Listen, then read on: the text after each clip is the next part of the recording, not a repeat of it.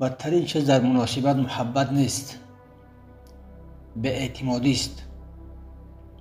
وقت اعتماد می شکند، محبت می میرد، سخنها بی تأثیر می شوند و دلها آرام آرام سرد می گردند، زیرا پایه هر مناسبت اعتماد است.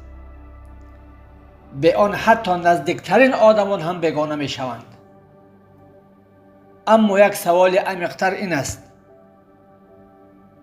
اگر این به اعتمادی نه در بین دو انسان بلکه بین انسان و پروردگارش باشد چی؟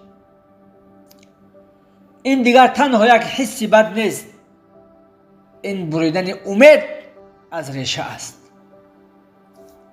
خداوند در قرآن می‌فرماید که بعضی ها درباره او گمان بد دارند و این خود سبب تاریکی دل می شود. پیامبر محمد صلی الله علیه و آله فرمودند که خداوند تعالی گفته است: انا عند ظن عبدی بی، من همان گونه به بنده خود هستم که او درباره من گمان میکند. یعنی چی گونه گمان داری همان گونه با تو معامله می شود. اگر بنده باور کند پروردگار ما را نمیگذارد، او برای من راه میکشاید، راه حل هست، آنگاه دل آرام می شود حتی در میان سختی.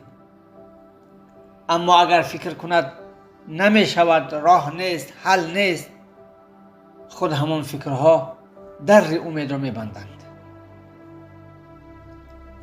پس مسئله روشن است. اعتماد نه تنها در آدمان بلکه در ایمان هم حیات است. و شاید مهمترین جمله همین باشد: تو چگونه به خدا باور داری، همان گونه آرامی خواهی یافت.